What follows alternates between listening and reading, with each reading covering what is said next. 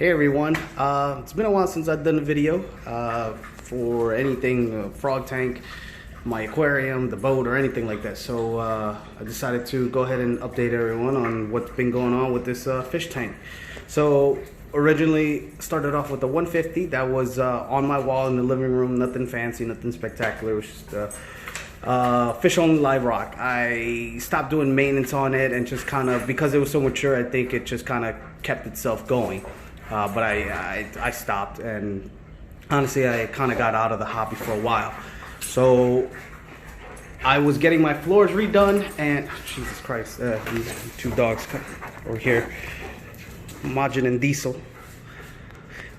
Anyways, I was getting my floors redone, so I decided to go ahead and put this tank in the wall, which is something that I've always wanted.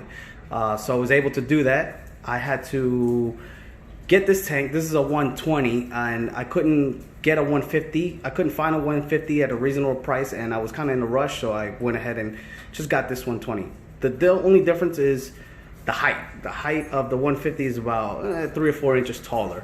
Other than that, there's really no difference. Same length, same depth.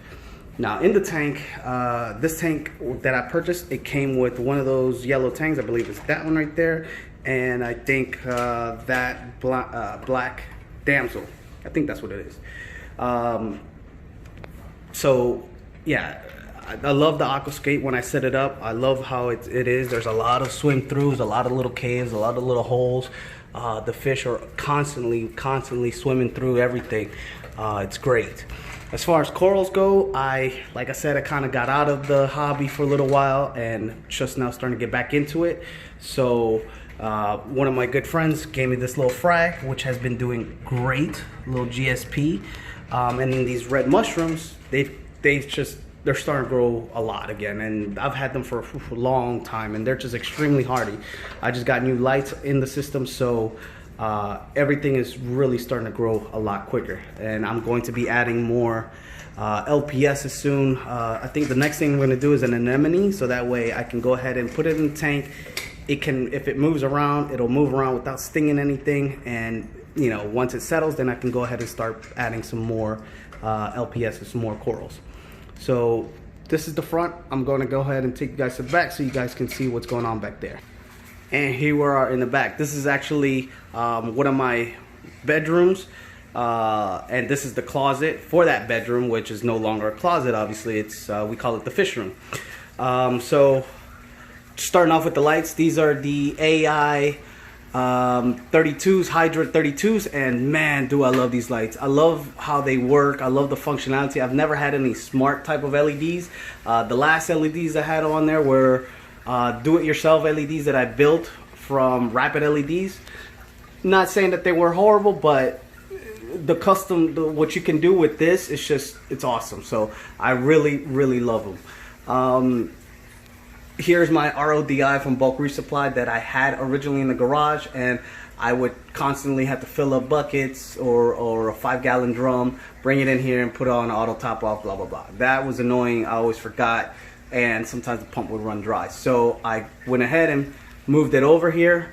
I ran all the lines up into the attic, and there's a bathroom right next door, so everything goes into there.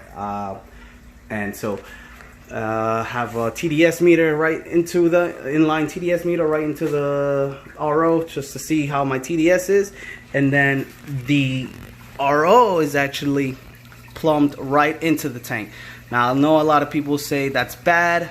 One, there's TDS creep, and two, if the float valve gets stuck, it can overflow the tank. So for TDS creep, what I do is every once in a while I shut it off at the main line right there, shut it off for a day or two, and then turn it back on. And for overflowing, I'm not worried about it, because in the event that the float valve gets stuck, that little guy right here is the flood guardian that I bought off of Bulk Resupply. And basically what that thing does is, if the float valve gets stuck and water goes up, when the water touches the green sensor, it will automatically shut the RODI water off via that solenoid right there. So that's awesome. So I don't have to worry about it flooding over or anything like that.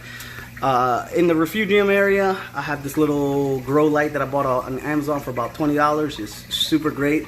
I just put that in there maybe 3 weeks ago, and man, has it grown.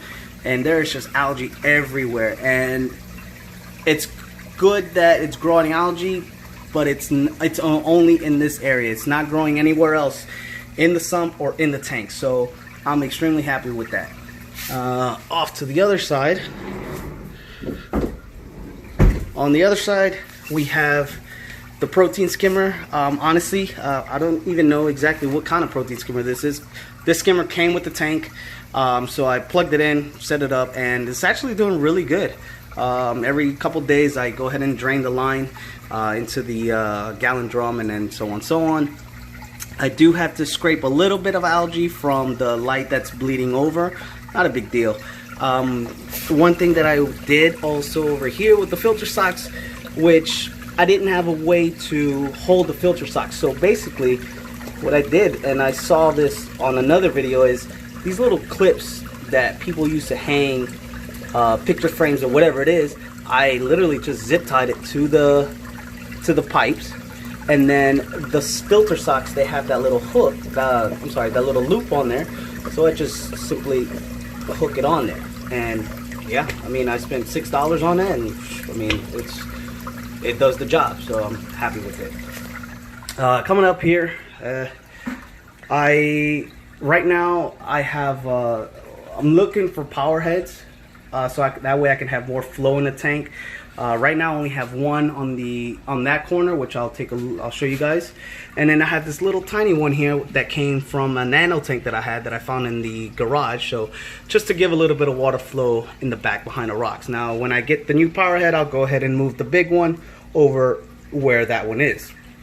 But for now, it's doing the job. So can't be any happier right now. So let's take a look back at the front. All right, and here we are back in the front, and now here's the power head that I currently have. I only have one.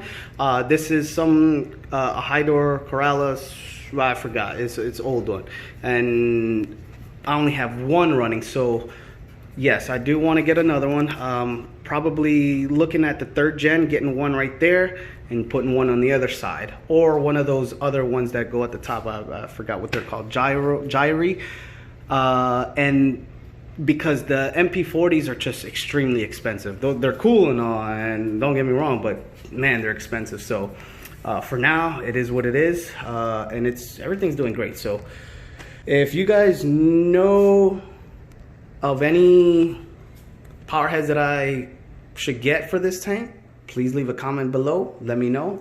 And or if you guys have any other comments, just let me know. Thanks for watching. Bye.